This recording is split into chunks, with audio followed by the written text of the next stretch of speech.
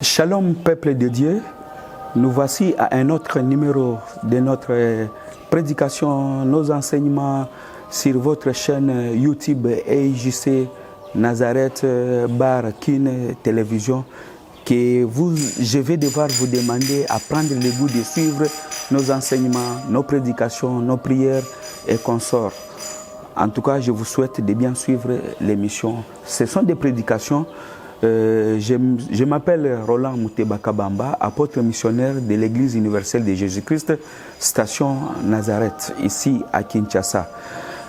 Une fois de plus, je vais réenchérir sur ce que nous avons vu la fois passée, sur les problèmes des songes et sur les problèmes des rêves. En rappel, les problèmes des songes dans nos sociétés africaines posent beaucoup de problèmes. Des gens rêvent, des gens songent. Je vous avais demandé autrefois pour savoir, est-ce que vous pourriez m'expliquer la différence qui existe entre un rêve et un songe? S'il n'y en a pas, on va évoluer. S'il y en a, nous allons évoluer. Mais avec le temps, moi-même, je prendrai le temps de vous expliquer ce que c'est un rêve et aussi un songe pour que vous sachiez la différence, littéralement par là, dans ce sens. Et aujourd'hui, nous réenchérissons avec notre prédication, notre enseignement sur les songes. Je vous avais dit autrefois que les songes, des fois dans la Bible, ou bien de vous-même, vous allez voir que vous vivez des images pendant le sommeil, pendant la nuit, soit pendant le jour. D'autres messages, ce n'est pas codé. Vous comprenez facilement. C'est comme le cas d'Abimelech. Ça, c'est dans Genèse, chapitre 20, verset 1 jusqu'à 3. Il avait pris la femme d'Abraham, Sarah. Et en songe, Dieu lui est apparu et lui a dit que non, la femme que tu as prise, c'est la femme d'autrui. Dieu va te tuer. Il a compris directement. Mais il y a d'autres songes qui sont codés. Vous avez les messages et vous ne comprenez rien.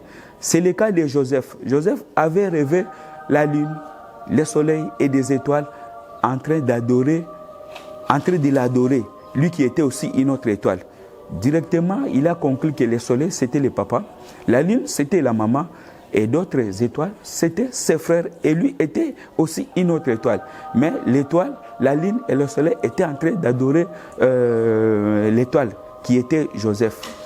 Ses frères ont conclu directement que, est-ce que nous devons t'adorer toi? Toi, tu dois régner sur nous. Toi, tu dois devenir notre roi.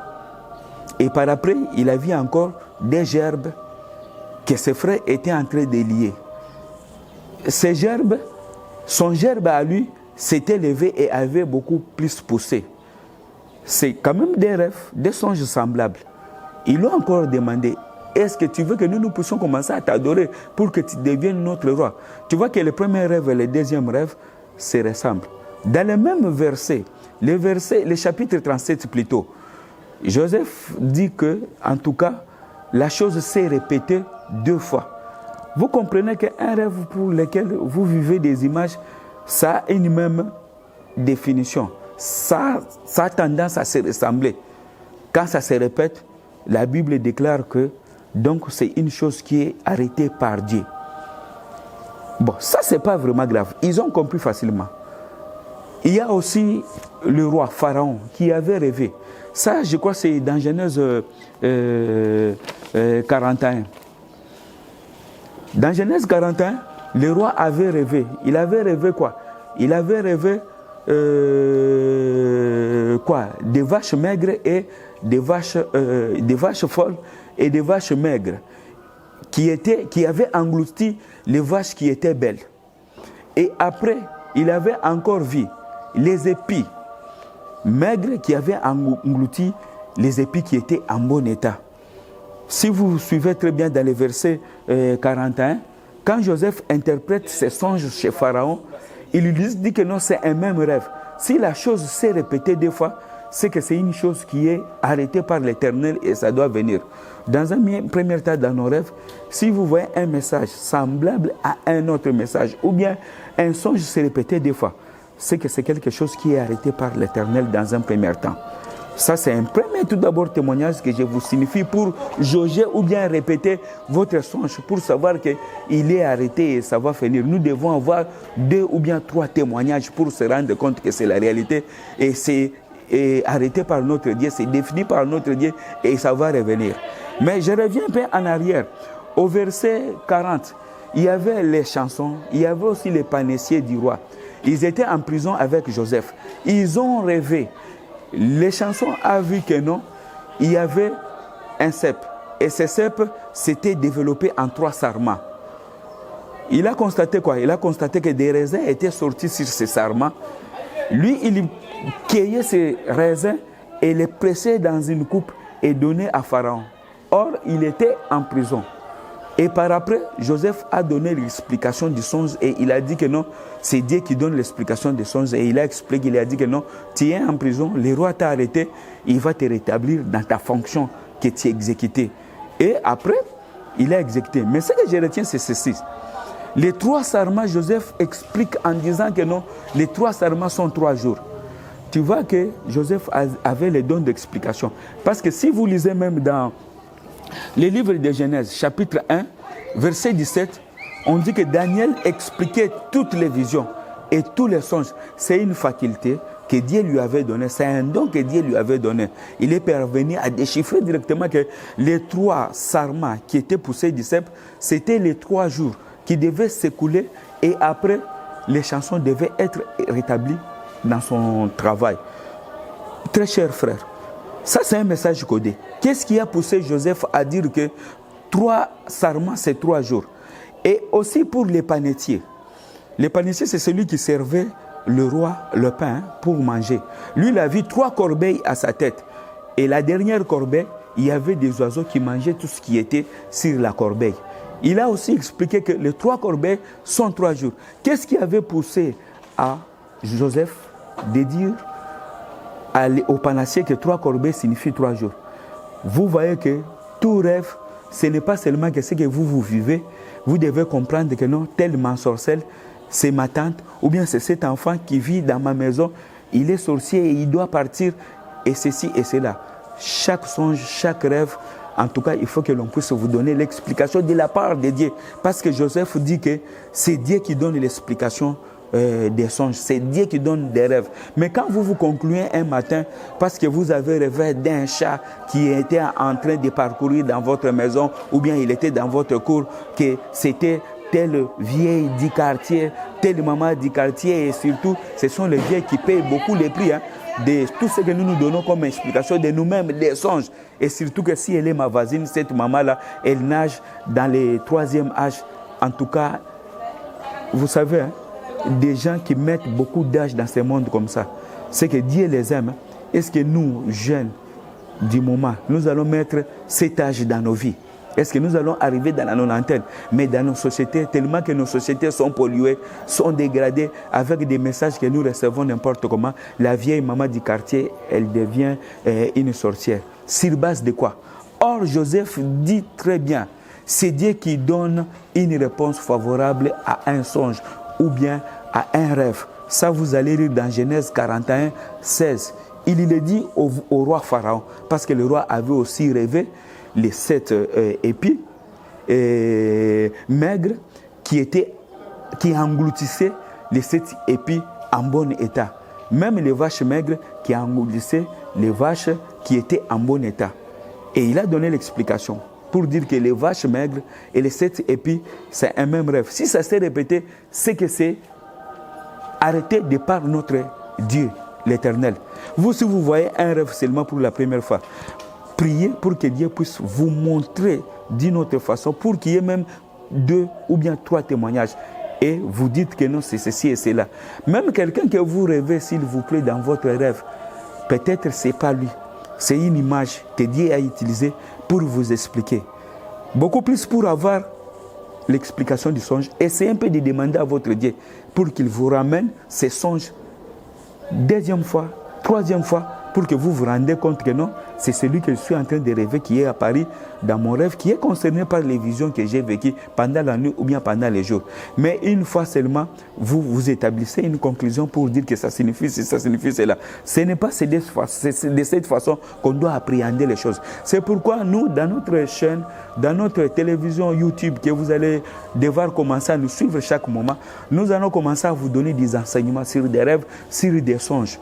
D'ailleurs, je suis en train de vous expliquer tout ce qui s'est passé tout d'abord dans la Bible. Les problèmes n'ont pas commencé seulement dans nos sociétés africaines.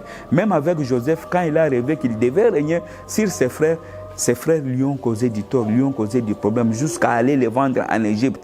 Mais comme c'était le plan de Dieu, il a terminé en Égypte comme gouverneur, comme c'était ses rêves, et il a sauvé aussi ses frères.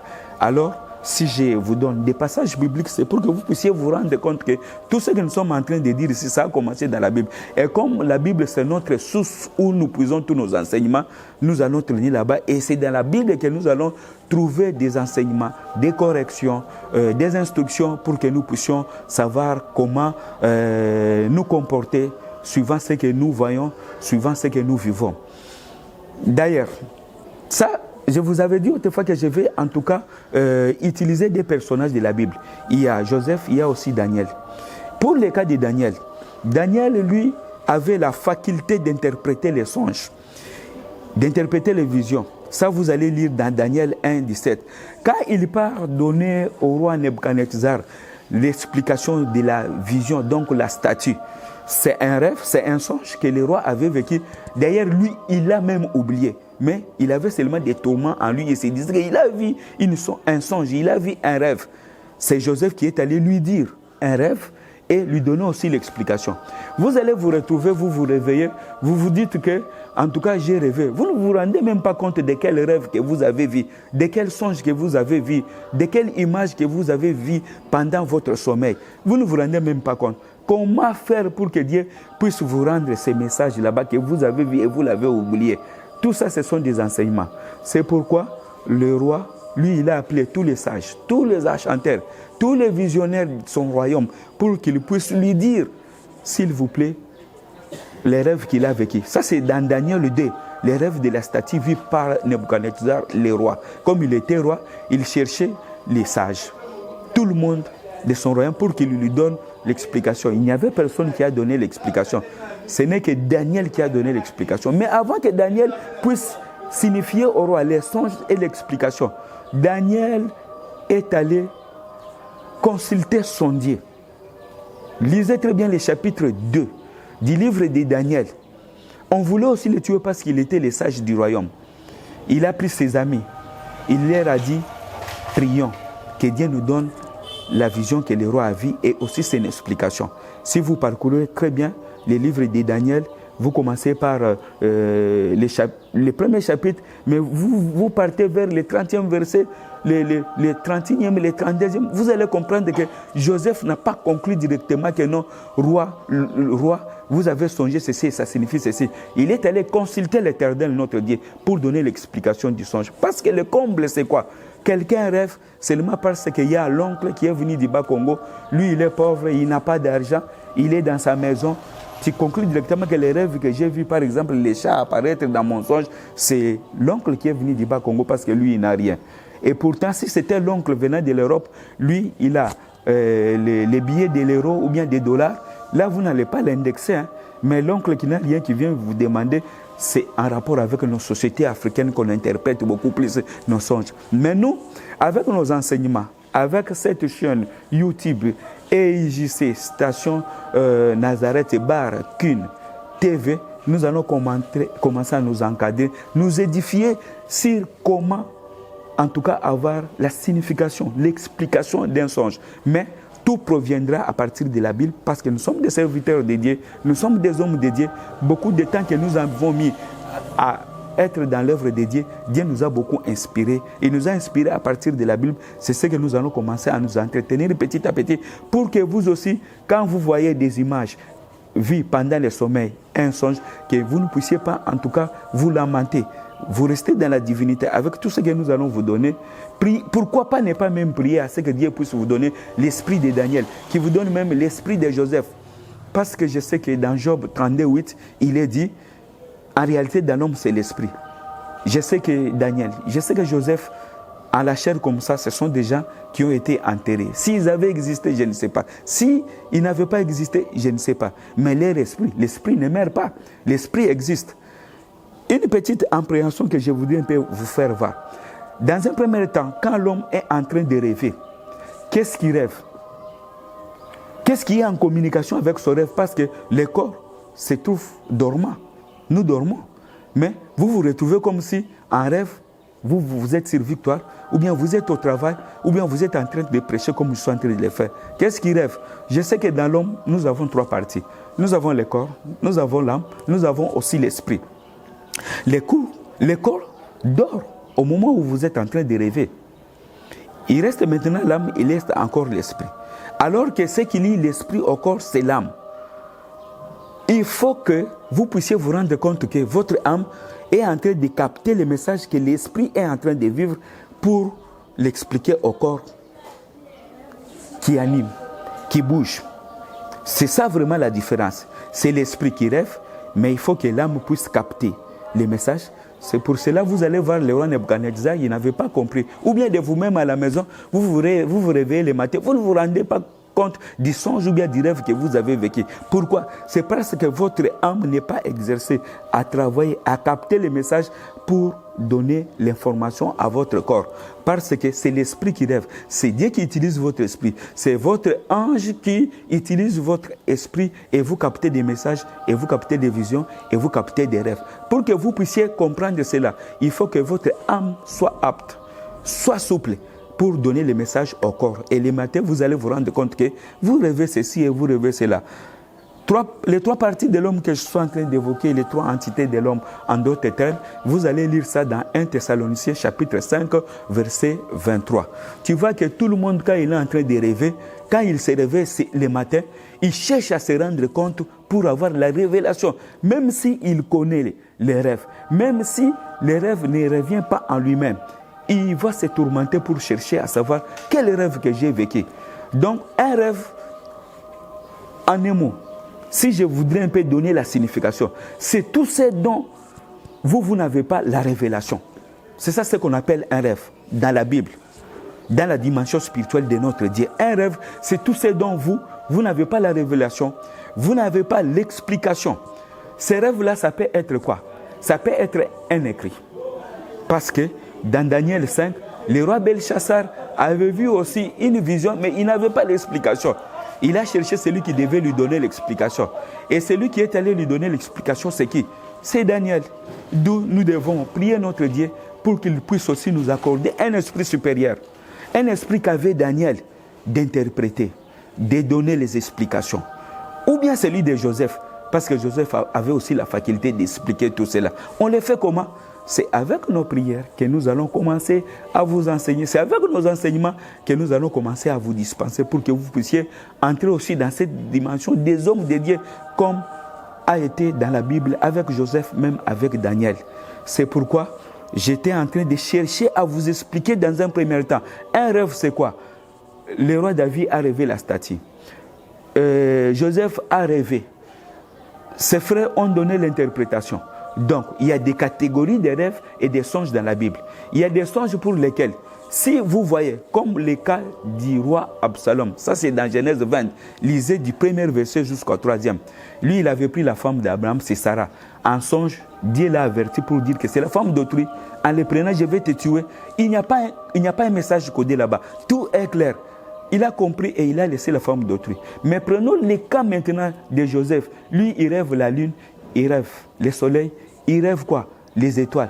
Mais on donne une interprétation directement pour dire que ses frères, ce sont les étoiles. Qu'est-ce qui a poussé Joseph et ses frères pour comprendre que les étoiles, ce sont les frères? Et la lune, c'est la maman. Et le soleil, c'est le papa. C'est qu'il faut avoir une révélation. Il faut avoir une explication des choses de par le Saint-Esprit de Dieu, car le Saint-Esprit de Dieu explique tout, même les profondeurs cachées de Dieu. Ça, c'est écrit dans 1 Corinthiens chapitre 2, si vous commencez par le 10e verset, le 11e verset et le 12e verset. On dit que l'Esprit de Dieu sonde tout, même les profondeurs cachées de Dieu. Je sais que l'Esprit qu'avait Daniel, l'Esprit qu'avait Joseph, c'était un esprit venant de Dieu pour animer l'âme et le corps de Joseph. Est-ce qu'en ce moment, en réalité, dans l'homme, c'est l'esprit. Dieu ne peut pas vous enlever votre esprit et vous donner l'esprit qu'avaient Daniel et Joseph, quittons nos esprits africains. Nos esprits africains avec lesquels nous donnons les interprétations des songes, sans pour autant consulter notre Dieu et prier notre Dieu. En matière de songes, en matière de rêves, sachez très bien que vous avez 3 parties. Ne jugez pas selon votre sentence corporelle, ou bien ce que votre âme vous dicte comme décision. priez notre Dieu, votre esprit, qu'il soit en contact avec l'esprit de Dieu pour commencer à vous donner cette faculté d'interpréter. N'indexez pas des gens, ne corrompez pas nos sociétés africaines. Des fois, vous accusez l'autre, la Bible dit, ne portez pas de faux témoignages contre votre prochain. Et pourtant, ce que vous faites, c'est du péché. Dieu en compte, vous allez payer pour beaucoup. C'est pourquoi aujourd'hui, en matière de rêves, il y a beaucoup de gens qui ont rêvé dans la Bible. Mais Dieu va nous aider avec le temps que nous allons mettre avec vous sur notre chaîne YouTube. Nous allons commencer à nous enseigner, nous allons commencer à nous instruire, corriger pour savoir comment est-ce qu'il faut se prendre quand vous avez un rêve. Si c'est un rêve clair, tant mieux. Il y a aussi des rêves codés. Là, vous ne comprenez pas. Vous allez comprendre comment. Il y a des fois des prières que nous devrons adresser à notre Dieu pour que notre Dieu puisse vous rendre les mêmes rêves que vous avez vus. Il peut soit vous l'expliquer ou bien vous les vivez d'une autre façon. Pour que vous compreniez que c'est le témoignage vrai venant de Dieu. Il y a des prières, il y a des enseignants pour suivre et comprendre tout cela. Nous à nous suivre sur nos enseignements que nous allons commencer à vous dispenser sur notre chaîne YouTube TV, telle que je vous l'ai dit, EJC, Station Nazareth, Bar Kinshasa TV. Suivez-nous chaque jour, suivez-nous chaque fois, vous allez être édifiés. Mais pour la bonne conclusion, pour cet enseignement, parce que je vais devoir chercher à ce que des gens puissent commencer à nous appeler et nous expliquer en petit détail des rêves, des songes, par même notre numéro YouTube qui va apparaître sur la chaîne YouTube que vous êtes en train de suivre. On va commencer, même en privé, commencer à nous expliquer. Maman, vous avez rêvé quoi? Maman, vous avez songé quoi? Pour que nous puissions comprendre quel est le message de Dieu que Dieu vous transmet. Nous allons nous aider, nous allons partager l'expérience de l'œuvre divine que nous avons abattie pendant de longues années. Nous allons nous aider dans ce sens. Mais pour les problèmes des rêves, je voudrais tout d'abord vous expliquer ceci. On appelle les rêves, ou bien on appelle songe, tout ce dont vous n'avez pas l'explication, tout ce dont vous n'avez pas la révélation. Je prends l'exemple. Quelqu'un qui vient chez vous, vous ne connaissez pas son état d'âme. Ne concluez pas directement qu'il est ceci, il est cela. Celui-là, c'est un rêve pour vous. C'est pourquoi le roi Nebuchadnezzar avait rêvé la statue. Quand on lui donne l'explication de la statue, on dit quoi? La tête en or de cette statue, c'était toi. C'est que le roi était en train de se rêver lui-même, il ne se connaissait pas. Vous pourriez être vous-même, vous ne vous connaissez même pas devant votre Dieu. Qui êtes-vous? Comme vous ne vous connaissez pas, vous êtes beaucoup plus dans le monde. Vous ne connaissez pas Dieu. Donc vous-même, par rapport à vous-même, vous êtes un songe. Il faudrait expliquer ce que c'est une révélation. La révélation que Dieu vous montre ce que vous êtes parce que déjà ne se connaissent pas. Moi, je peux venir chez vous. Si vous ne connaissez pas ce que je suis à mon intérieur, mais vous voyez seulement mon corps. L'âme, vous ne connaissez pas. Mon esprit, vous ne connaissez pas. C'est que moi, je suis un rêve devant vous. Il faut chercher à votre Dieu pour qu'il vous explique, pour qu'il vous montre ce que moi, je suis. Il ne faut pas indexer l'oncle seulement parce qu'il est venu. Il est pauvre, il cherche quelque chose chez vous. Ce n'est pas vrai.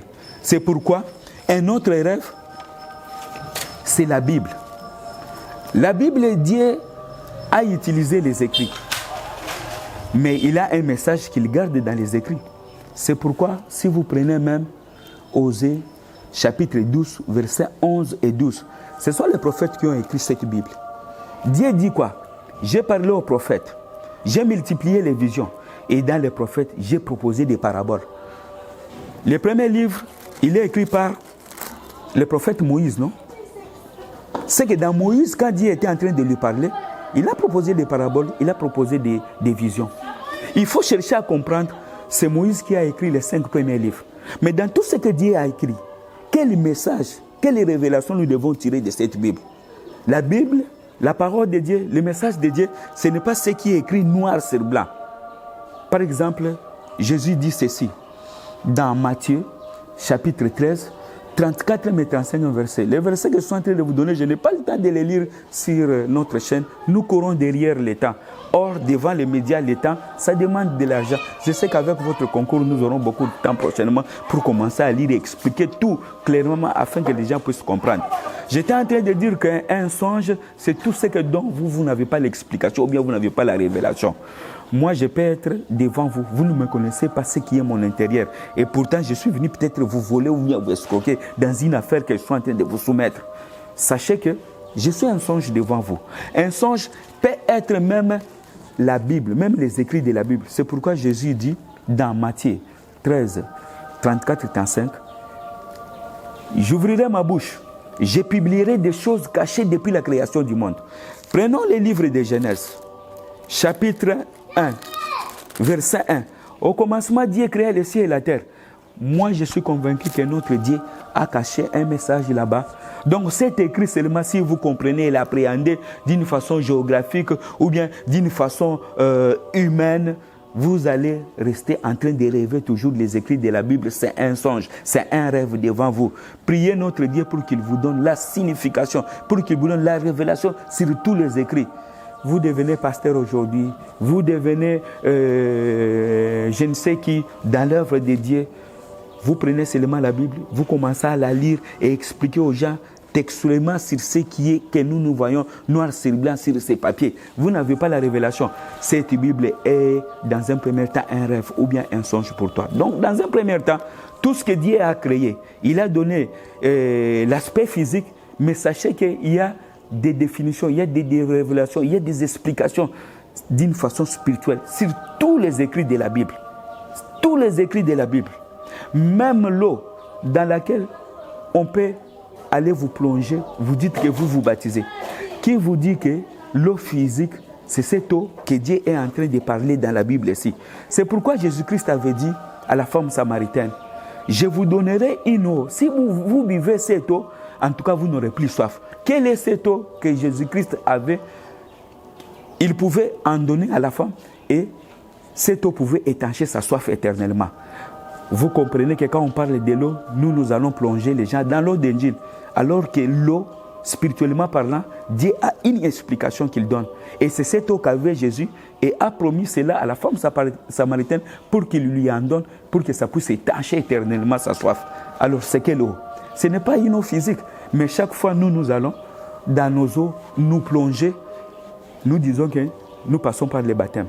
Ça, ce sont des symboles. Mais la vraie parole, quand on parle de l'eau, c'est quoi? Même pour la maison de Dieu, est-ce que la maison de Dieu, c'est les briques que nous attendons, où nous mettons des tôles, pour que vous dites que c'est ça la maison de Dieu?